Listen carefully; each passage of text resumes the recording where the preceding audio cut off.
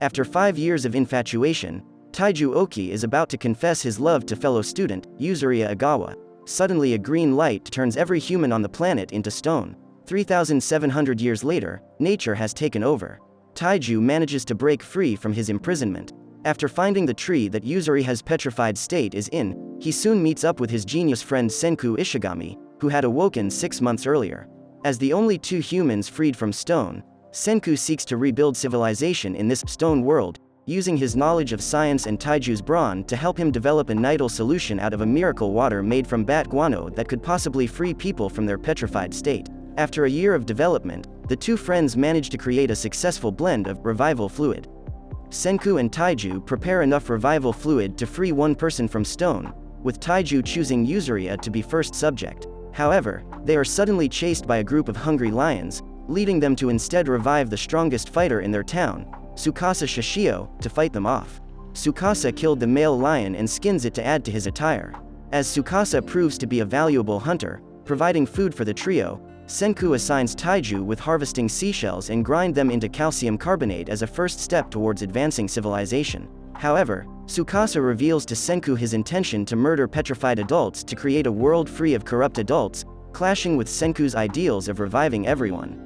Aware of Tsukasa's murderous intent, Senku sends him away to the source of the revival fluid while he and Taiju make a batch of revival fluid to finally revive Yuzuriya. Needing weapons of science to stop Tsukasa's murder spree, Senku and the others begin traveling towards Hakone, with Yuzuriya managing to find the Great Buddha of Kamakura to serve as a landmark. The trio eventually arrive at a volcanic hot spring, giving Senku the means to create gunpowder. After Senku creates a successful batch of gunpowder, which Taiju accidentally sets alight, the group spot a different source of smoke in the distance, suggesting that there are other survivors. Senku makes the decision to light the gunpowder further to use as a smoke signal, leading Tsukasa to find him and use Yuzuriya as a hostage to obtain the recipe for the revival fluid. As Senku relinquishes the recipe to save Yuzuriya and is given the choice of either abandoning science or dying, he recalls how he developed his love of science and became friends with Taiju. Refusing to abandon science, Senku prepares to die at Tsukasa's hands. With Senku seemingly killed after Tsukasa delivers a fatal blow to his neck, Taiju and Yuzuriya use his gunpowder to set off an explosion around Tsukasa, allowing them to escape. Realizing that Senku wouldn't simply sacrifice himself, Taiju and Yuzuriya discover a spot of petrification remaining on his neck, giving them the opportunity to heal the fatal injury by using the revival fluid to turn the petrification back to healthy flesh. Meanwhile, a flashback shows how Senku first emerged from his petrification and developed the tools needed to survive. The flashback continues, showing how Senku found Taiju and began work on unpetrifying him. Back in the present, Senku successfully revives thanks to the revival fluid, leading him to become more curious about the fluid's regenerative properties. To this end, Senku sends Taiju and Yuzuriya to infiltrate Tsukasa's army as spies while he searches for new allies. Meanwhile, a mysterious girl named Kohaku attempts to attack Tsukasa, who traps her under a tree before heading towards the miracle water cave.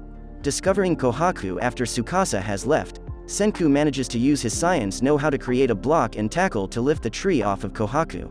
Kohaku takes Senku back to her village, where he meets guards Kinro and Jinro and a sorcerer named Chrome. Although Chrome's attempts at sorcery fail to prove himself superior, Senku realizes Chrome's sorcery is actually the primitive beginning of the stone world's first scientific discoveries. Impressed with how far Chrome has come on his own, Senku makes him his apprentice. Learning that Chrome became a sorcerer to help Kohaku's sickly sister, Ruri, Senku tells him about the world that existed 3,700 years ago and decides to help him develop an antibiotic to save Ruri. As Senku, Kohaku, and Chrome begin searching for the elements needed to create an antibiotic, they are aided by another villager named Suika. Needing more manpower to turn iron sand into iron, the gang sends Suika to gain intel on what the villagers want. Finding food to be a common theme of the villagers' wants, Senku manages to use foxtail millet to recreate ramen to win them over. During their ramen patronage, the gang are approached by General Asagiri, a revived magician from Senku's time, who had been sent by Tsukasa to confirm Senku's death but claims he will give a false report instead. Using the successfully completed iron, Senku takes advantage of a sudden thunderstorm to turn it into powerful magnets. While General uses his street magic to ward off a violent villager named Magma, the gang use the magnets to build a power generator which they manage to convince Kinro and Jinro to operate, leading to the reinvention of the light bulb.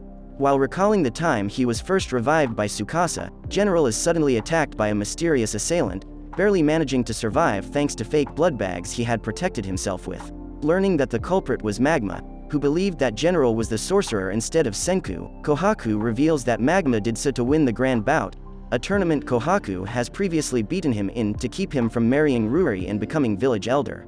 As Kohaku, Kinro, and Jinro train for the Grand Bout, Gen gives a false report to Tsukasa after Senku promises to make him a bottle of cola. Senku uses quartz sand to produce glass, which he uses to create glasses for the short-sighted Suika. Lacking the skills needed to glassblow usable lab utensils, Chrome brings in a skilled craftsman named Kaseki, who is able to quickly adapt to the unfamiliar substance. To break in their new lab, Senku offers to make Jinro a silver spear as part of a dangerous mission. The silver spear made by Senku is revealed to be a sensor to detect poisonous gases coming from a pool of sulfuric acid, which they need for the antibiotic. Knowing the risks involved, Senku offers to teach Chrome everything he knows about science on the off chance that he dies, but Chrome refuses, instead proposing a tag team style approach. While gathering the acid using special gas masks, Chrome nearly falls into the pool but is saved by Jinro, who overcomes his fear and helps the duo obtain a bottle of the acid. With their base ingredients obtained, Senku and the others begin producing the other elements for the antibiotic. Needing alcohol for the remaining elements, Senku ends up joining the others in the Grand Bout, which offers alcohol for the winner. Upon arriving in the village for the Grand Bout, Senku is greeted by Ruri, who appears to know his name from somewhere. Magma's henchman, Mantle, kidnaps Suika, ties her to a tree and tells Kohaku that Suika is drowning, prompting Kohaku to run off even while knowing he's lying. As Kinro faces off against Magma in the first round, Suika, managing to escape her captivity and noticing Kinro struggling with his vision, gives him her mask containing the lenses of her glasses, allowing him to see more clearly and beat Magma. Magma tricks Kinro into consulting the referee so he can attack from behind and win the match for himself. He then has Mantle throw his match against Chrome in order to disqualify Kohaku, who fails to get back in time. Faced in a one-sided semifinal match against Magma, Chrome uses his own tears with Suika's glasses to create a magnifying lens that can start a fire. Needing to buy time, Gen returns and uses his sorcery to distract Magma long enough for Chrome to set fire to Magma's clothes and win the match. Following Chrome's match, Jinro informs Ruri he and Senku would throw their matches so Chrome and her could be together. When Ruri says she'll marry whoever wins and won't pick a side, Jinro is determined to win against Senku and be the new chief which everyone fears. After running from Jinro, Senku uses Chrome's weapon to hit Jinro's groins to win the match, just before Chrome passes out. As a result of Chrome passing out before the final match, Senku is declared as Ruri's husband but immediately divorces her once he gets the alcohol he needs. After working over the night, the gang finally complete their sulfa drug and give it to Ruri. With Ruri's illness revealed to be pneumonia, the sulfa drugs prove to be effective and Ruri makes a full recovery. As thanks, Senku is declared the new chief of the village, which is revealed to be named Ishigami Village, after which Ruri reveals that she knew of Senku beforehand. Ruri reveals that she learned of Senku's name through a tale passed down to her by her mother. The tale speaks of Senku's father, Byakuya, who became an astronaut after Senku made an electric suit to help him pass the swimming exam for JAXA. 5 years after passing his exams, Byakuya travels to the International Space Station, alongside cosmonaut Shamil Volkov and American songstress Lillian Weinberg, joining fellow crew members Connie, Dahlia, and Yakov. During their stay, Byakuya and the crew witness the phenomenon that turns everyone on Earth into stone, leaving them as the only 6 humans left. After Byakuya deduces that the phenomenon originated in South America, Shamil, Lillian and Connie venture down to the surface, but wind up in the middle of the ocean, prompting Byakuya and the others to go down and rescue them. The 6 begin living together on a nearby island, forming relationships and raising children together. As the crew start to gradually die from pneumonia, however, Byakuya writes down the 100 tales to pass essential knowledge down to future generations in the hope that Senku would one day be able to use them. Back in the present, Ruri takes Senku to the village cemetery where Byakuya lies, relaying Byakuya's final message to Senku that the 100 tales are a scientific gift for him. Afterwards, Gen warns Senku and the others that Tsukasa and his army are coming. A group of Tsukasa's army, led by a man named Hyoga, approaches the village and beats down Kinro. With Jinro unwilling to cut down the bridge to the village with Kinro still on it, Senku, with the aid of General and Magma, convinces Hyoga's group that they've already produced guns, forcing them to retreat. 3 days later, during a storm where guns would be unusable, Hyoga's team attack again, only to discover that Senku and the villagers have managed to produce katanas. Although Hyuga proves to be a powerful foe with his spear technique, the spear breaks thanks to some sneaky sabotage by General. Hyuga reveals that his attack was merely a distraction so his ally, Homura, could sneak in and set fire to the village, forcing the villagers out into the open. Wanting to protect the Kingdom of Science, Suika manages to successfully lure Hyuga's troops away from the village and strand him and Homura above the poisonous gases from the acid pool. Hyuga pushes 3 of his minions off the tree where they are killed by the poisonous gases. Aiming to attack Tsukasa's army before it grows too big, Senku sets his sights on reinventing the cellular phone. Meanwhile, Hyuga reports to Tsukasa that Senku is still alive. Senku and Ishigami village begin work on the cell phone, planning to complete its construction by spring. In order to manufacture gold filaments for wiring, Senku creates a cotton candy machine to test with sugar. Senku brings cotton candy to Homura, who has been spying on the Kingdom of Science. After running into imperfections making filaments, Senku develops a gear train for the cotton candy machine, inspiring Chrome to construct a water wheel with Kaseki. Using the new water wheel, Senku mechanizes the iron-making process, freeing up the villagers to prepare for winter. Meanwhile, Senku, Chrome, and Kaseki begin developing light bulbs, allowing them to celebrate Christmas by decorating a tree. Chrome uses the new invention to explore deeper in caves, where he finds a host of new minerals. Senku and Kaseki attempt to create a vacuum tube, but they cannot find a filament that can withstand the heat. During a New Year's sunrise, Senku receives inspiration from Suika and realizes tungsten is the solution and employs himself, Chrome, and Magma on a spelunking expedition.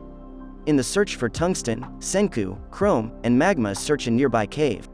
After encountering a mica vein, Magma tries to save Senku from falling into a sinkhole, but both eventually are trapped. Chrome saves them both by filling the sinkhole up with water. The 3 hurriedly return to the village after encountering a deposit rich with minerals in order to make it in time to celebrate Senku's birthday. While the 3 were gone, Gen in the village build an observatory for Senku.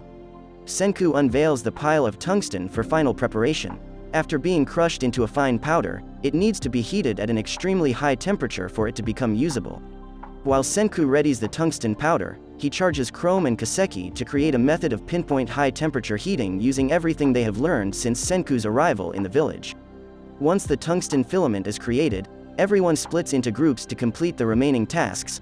Suika and her friends finish twining the gold wire, Senku and Chrome create the necessary plastic, Kinro, Jinro, and Kohaku burn coal for its ash and make a microphone, and Gen and Ruri create zinc-carbon batteries. They all finish their tasks and Senku puts it all together, creating the first modded cell phone in the new world. To the villagers' dismay, Senku informs them they require 2 cell phones for full functionality. After testing the cell phone across a wire, Ruri tells Senku of one of the 100 tales, hinting towards a time capsule sealed in Byakuya's gravestone, a glass record. Byakuya intended to create a record to communicate with Senku across millennia. Using a phonograph he reconstructed, Senku and the villagers are able to hear the voices of the astronauts for the first time since petrification as well as a song from Lillian. The song inspires the villagers to recreate the entertainment of the modern world. With the support of the village and the cell phone, Senku declares a stone war against Tsukasa. Taiju and Yuzuriya wait for Senku to complete his part of the plan as Yuzuriya prevents Taiju from blowing their cover. Tsukasa and Hyuga prepare for the upcoming attack on Ishigami village. And that's it for Season 1. If you want to see more anime recaps, be sure to subscribe. See you next time.